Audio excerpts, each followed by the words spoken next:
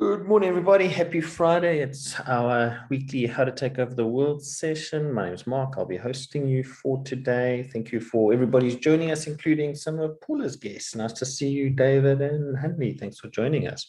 Let's get straight into it. I didn't have a tune to get you going this week, but instead of that, I have a video to get you going this Friday. They regard this as probably one of the greatest commemoration speeches ever done. Steve Jobs' commemoration speech at Stanford University. For those of you who don't know, obviously Steve Jobs was the founder of Apple, but the speech basically looks at kind of different parts of his life, and he basically talks about being a dropout out of university and still going on to become a tech billionaire. He talks about calligraphy and typography and how that was far more interesting than studying what he wanted to study at university. So he kind of dropped in on calligraphy and typography courses, and how that basically played a part 10 years down the line when they started building the Apple Mac. And then he talks about being fired from a business that you built. For those who don't know, he was the founder of Apple. He then got fired very publicly. So he talks a lot about failure. And then he talks a little bit about death, obviously the diagnosis with cancer that ultimately took him. But he asked a couple of questions which I thought were quite pertinent for the for life in general. But basically, he asked one question: if today's your last day, will you do what you're about to do? Which I think is a great question to ask yourself in the morning. And then he has this quote at the end which says, "Stay hungry, stay foolish." So if any of you are looking for a little bit of inspiration, go and find the speech. I'll post it into the chat when I stop sharing my screen. But definitely something to have a look at, and I think you'll find it quite motivating and inspiring. Just about a quick reminder of our purpose. We work with entrepreneurs tackling the twin challenges of access to finance and access to markets. We look at everything from capital raising, ESD initiatives, DTRC grants, incentives, business development, and communication strategies for B2B clients. So if you know of anybody in your market who is interested, obviously feel free to connect us up. Any of us will be happy to chat with them. We've also got the guys from the SME.tax team. We've got a tax franchise, so we're happy to work with you guys around everything from payroll through to getting your sales returns in, etc.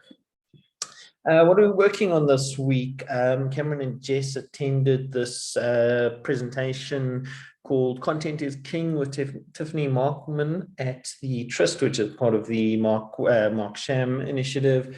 They're going to be giving a little bit of feedback on that in the next couple of days, but effectively we obviously spend a lot of time developing content, and their purpose is to talk a little bit about how they deliver content. Tiffany was regarded as is regarded as one of the top content developers in the country. So hopefully we get to benefit and our clients get to benefit from it. A lot of work for Absa this week. Thanks, Em, for standing in for Renee for some of the proofreading, but we do quite a lot of content development for them. And yeah, that's been a long-standing relationship, and we enjoy the work we do with their corporate investment banking team.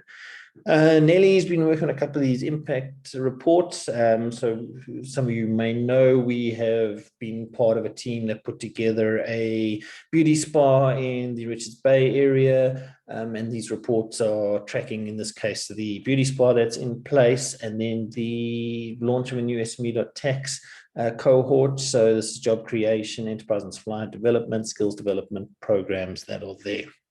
Jonathan, actually, after a time where it was a little bit quiet, he has got a new vendor that's coming on board for the Big Kids store, which is a concept store that we've been building out. It went a little bit dormant for a bit, but nice to see a new vendor. These guys do these beautiful mirrors, and we'll be putting a little bit of more information about them on the social media channels shortly.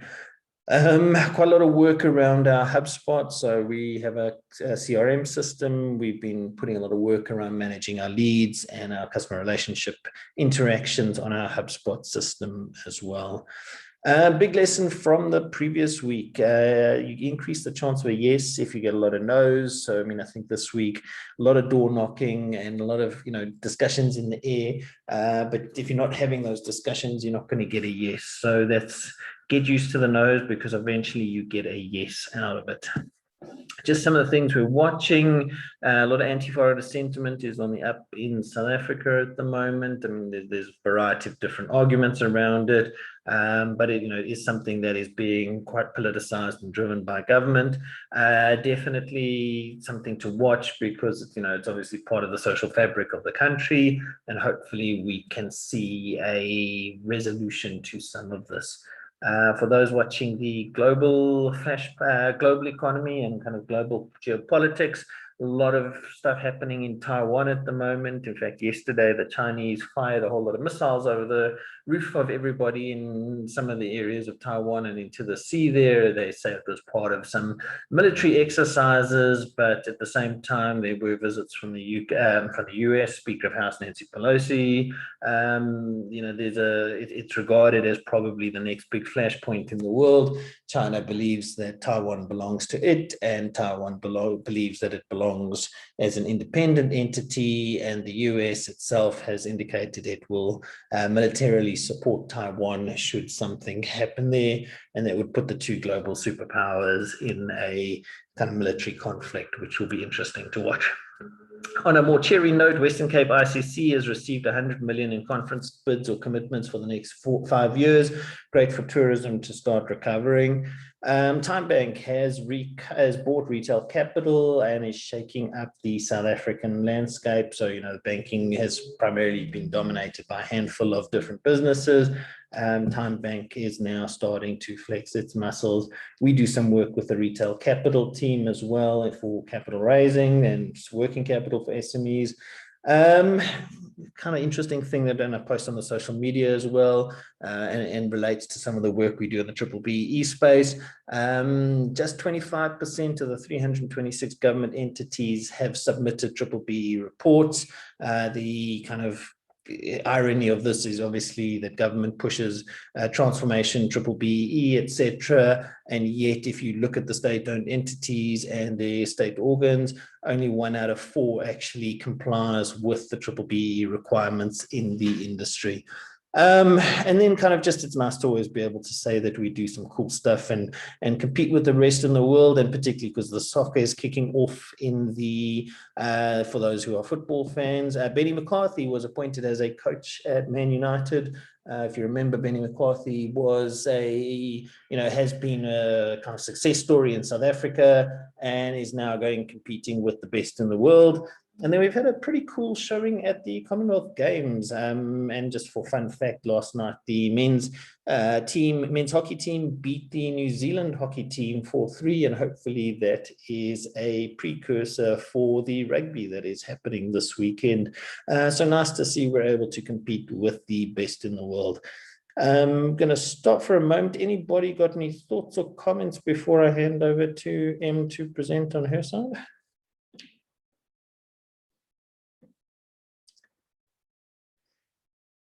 Perfect. This is then Em, I'm going to stop there and let you kick off from your side.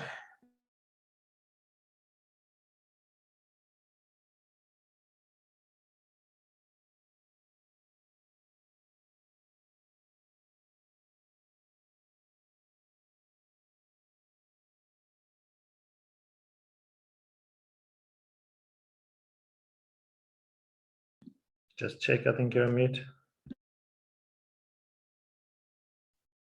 There we are. Can everyone see my screen? Yeah, you're good. Awesome. Thank you so very much. So good morning, everyone, and thank you for joining us for this session this morning, and happy Friday. So today I'm actually going to speak on a book that I read and share some insights from it. This is a book if you are interested, and it is available on the Harvard Business Review website to purchase, but it's basically called The Other Side of Innovation, Solving the Execution Challenge. So a little synopsis about it is that obviously we know that companies can't survive without innovating, but most put far more emphasis on generating big ideas than on executing them, which entails turning these ideas into actual breakthrough products, services, and process improvements. That's because ideating is energizing and glamorous. In contrast, executing them may seem like dull behind the scenes dirty work. But without execution, big ideas go nowhere. So in the other side of innovation, the authors reveal how to execute an innovation initiative. Now, I do suggest you read it as it gives a lot of context, but basically this is the simple formula that it boils down to. Innovation equals idea plus leader plus team plus plan. So far this year, I've touched on the topics of the leader, then how to spark innovative ideas and creativities, and also I spoke on plans in regards to innovation strategies. So to add in the final piece to the puzzle with this now 4-part innovation series, if I can call it that, the final topic is looking at the team. So the question to then ask is, how do you find the right team that makes it all work? One assumptive question that you might have on this is, how can we find more innovative people? But with asking this, I can already guess the type of person that pops up in your mind. Someone energetic and dynamic, full of ideas and able to present them powerfully.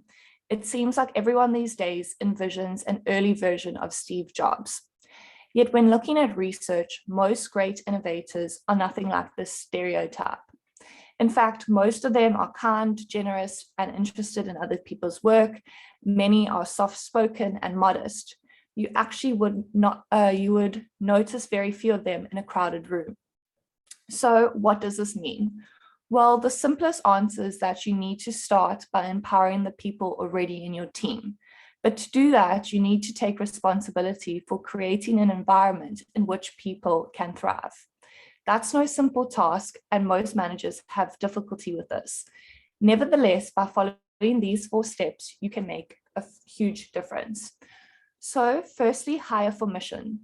Interestingly, researchers have long established that intrinsic motivation is a major component of what makes people creative. The biggest misconception about innovation is that it's about ideas. It's not. It's about solving problems. So the first step to building an innovative team is to hire people interested in the problems that you need to solve. If there is a true commitment to a shared mission, the ideas will naturally come. Essentially, people love putting in time and effort, working hard on something that they're passionate for and have an interest in. So my second point is to promote psychological safety. In 2012, Google embarked on an enormous research project where the aim was to see what made successful teams tick. They looked at every component, factor, variable, and personal attribute that you could think of. Yet, despite Google's nearly unparalleled ability to find patterns in complex data, none of the conventional criteria seemed to predict performance. In fact, what they found did most to team performance was or the ability of each team member to be able to give their voice to their ideas without fear of reproach or reprimand.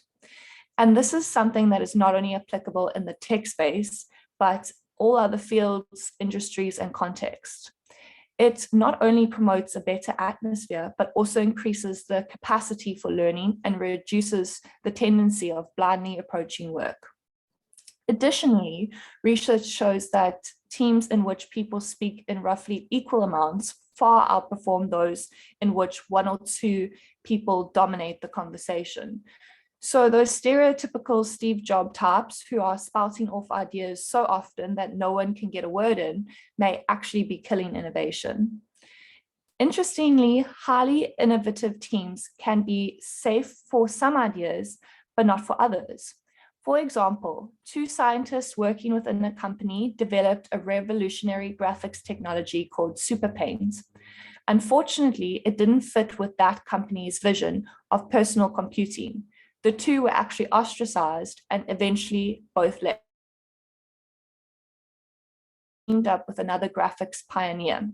Later, they met another individual who saw the potential for computer graphics to create a new paradigm for special effects. Eventually, the operations were spun out and bought by Steve Jobs. That company, Pixar, was sold to Disney in 2006 for $7.4 billion. So this just goes to show how being stuck in the wrong team can hinder your innovation. Thirdly, create diversity.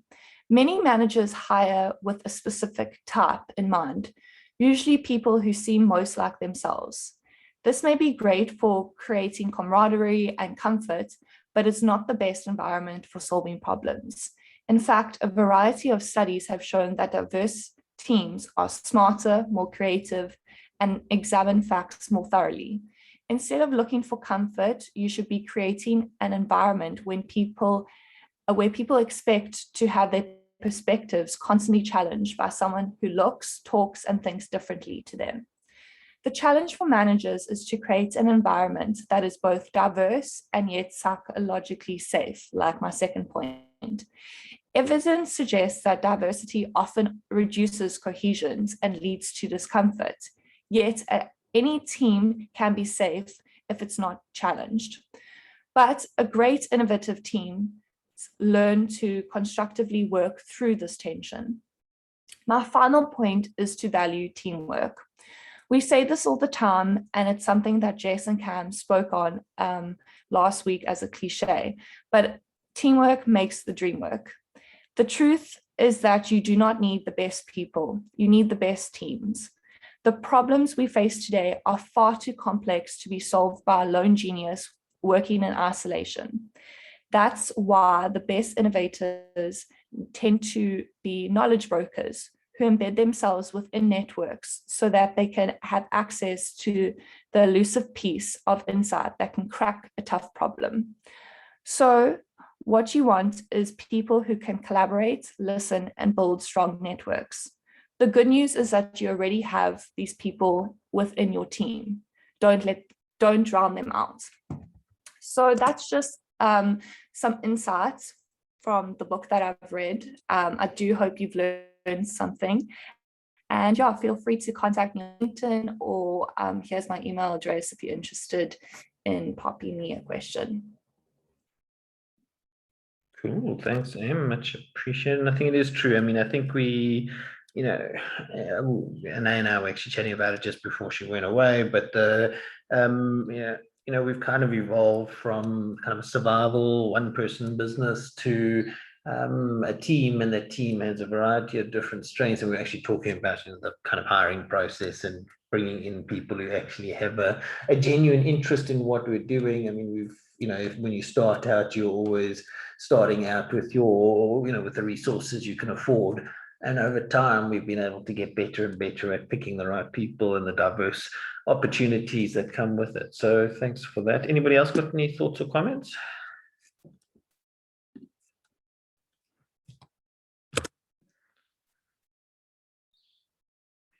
Yeah, and I think this, the comment is about solving problems. I think that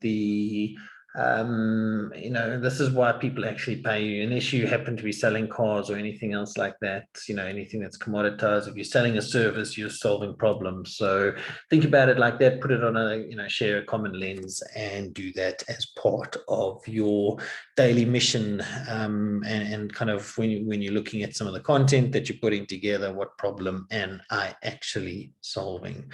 Cool. So I'm going to jump straight back into my preso. There we go. So my preso today is called 8 Shares the Motley Fool Can't Stop Talking About. And kind of if you're interested in the Motley Fool, you can go to fool.com. But effectively, what are the Motley Fool? They're a kind of investment website and kind of movement in the US. It was founded in 1993 by Tom and David Gardner. And the Motley Fool helps millions of people attain financial freedom through their website, podcast, books, newspaper columns. But one of the things I really liked about it, and you'll see we actually looked at as part of our mission statement to some extent, is to make the world smarter, happier, and richer. And I think that it's like such a powerful mission statement without overthinking things. But if you are interested in investing, you'll probably find that quite a useful resource. Just right up front, disclaimer, nothing that happens in the next few slides is investment advice. It's more about fostering an investment mindset. Either you work for your money or your money works for you. And there is an example of what happens when you don't proofread something before you put it up on the screen. Bad mark. So there we go. Even I make mistakes sometimes. Just very quickly, if you go to the Motley Fool site, you can go and look at different shares on there. And what's quite cool about Motley Fool is it basically has, it's not just kind of articles, but they also have some interesting information to compare against like industry peers.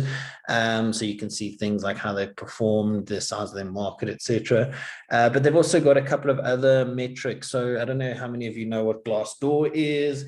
Glassdoor is kind of a global platform where you can see how much your peers in the industry are earning, what certain organizations are like to work for. So how many people approve of the CEO. It does have a presence in South Africa, not as prominent, but it does have, so you can go and do some comparisons on skills, industries, etc., etc. And in fact, we sometimes use it as part of our kind of benchmarking for things like salaries and that kind of thing. And they've got kind of a rating as to what the Motley Fool community thinks about a particular share or investment as well, and a couple of other cool tools that are in there. So basically what I said today was I was just going to find 8 shares that they talk about a lot and people have they create some interesting discussions. But more importantly, I think it was about sharing the fact that there are so many different markets, there are so many different businesses doing weird and wonderful things. And there's no kind of formula to getting rich, but there are if you see something that kind of aligns with your hobbies, you might find it quite interesting. So here we go. The first one, I know you all laughed, but I told you this story about Crocs a couple of months back. Crocs is obviously the global footwear brand and fashion brand, although some debate whether it's actually fashion or not. But Crocs was they regard as one of the cheapest investments in the world at the moment. And in July, it was up 47%. So if you bought it a couple of months back when I mentioned it, you'd probably be making a little bit of money on that. Second one is a company called Berkshire Hathaway. So Warren Buffett is regarded as the world's most successful investor. They call him the Sage of Omaha. And he very much buys companies that are, not your sexy businesses, but they have, over time, he's managed to build enormous wealth for people. So Berkshire Hathaway is his investment company. It started out as an insurance business and has gradually evolved into one of the world's biggest investment firms.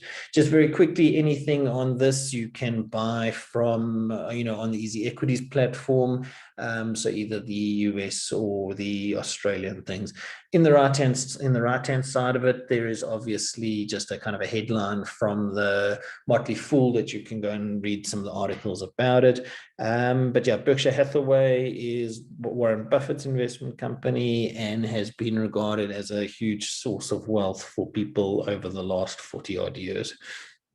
Share number 3, Pinterest. So this is one I've never kind of understood, but lots of people are big on that. People believe that Pinterest is probably one of the most exciting investment cases out there at the moment, growing incredibly fast. They see it as an e-commerce play. I'm not a big Pinterest person and I don't completely get it, but the point being that for those of you who are interested in Pinterest, a lot of people talking about it as one of the most exciting kind of investment cases around at the moment, and they are growing rapidly.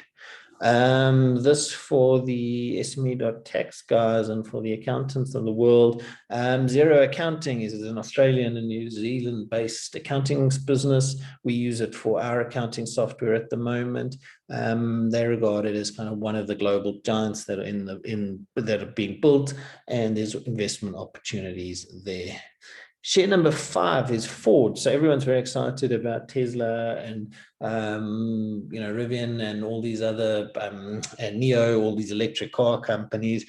Ironically, companies like Ford and General Motors are actually regarded as better investment cases.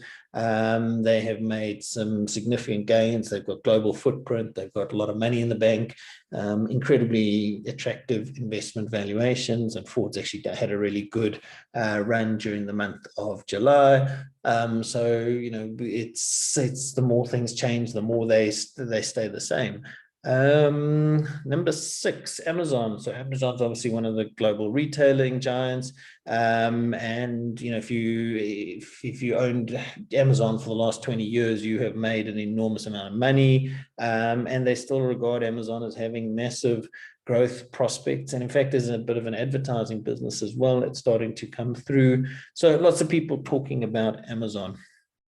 Talking about e-commerce, this business is regarded as the Amazon equivalent in South America. It's called MercadoLibre. The graph on the right-hand side just shows the performance in green of Mercado versus the broader US market. They just believe that MercadoLibre is actually in a kind of just starting out where Amazon was 20 years ago, and the South American market is obviously one of the big emerging markets in the world. So very exciting potential there. Last share, Airbnb. So for all of you guys who are seeing the world of tourism rebounding, if you can't afford to actually buy a property and rent it out, you can still buy shares in Airbnb. It's just beaten its record global bookings for the last quarter. And lots of people, as I say, Airbnb up 25% in July. Lots of people talking about the investment case for Airbnb. Obviously, it's all these are just some ideas rather than actual investment advice, but go and read it up for yourself. And the point being that whatever you're interested in, there's ways to participate. We said right up front that the idea is to get your money working for you, and we really do want to foster a culture of investment and financial independence amongst the teams. So go and educate yourself around there. As I say, nobody's going to be able to guide your investment journey. So in the words of Steve Jobs, who's featured in both our presentations today, stay hungry and stay foolish. And that is my presentation for this morning. Any comments, thoughts, questions? I see Em's got in the chat, Crocs made a major comeback in the mainstream fashion world. I think it's Jess's choice of shoe. I'm sure it is. Pinterest is also the best platform for influencers. They're paying all their creators for a lot of content. Yep. And I think that there's an e-commerce play involved in it, but there is also a, there's, the global presence, retail activations. Fiverr is another one that people are also talking about quite a lot. For those of you who do the freelance platform, people also say Fiverr is one of those companies to watch as well. Anybody else got any thoughts, comments, complaints, or criticisms before we log off for today?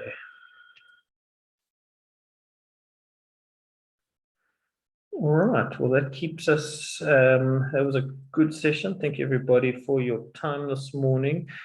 We will be doing a status meeting later for the team. I'll send out a time. I just need to move a few things in my diary. But with that, thank you, everybody. Have a good Friday. Happy Friday, everyone. Happy Friday, everybody. Happy Friday. Thanks. Bye. Bye.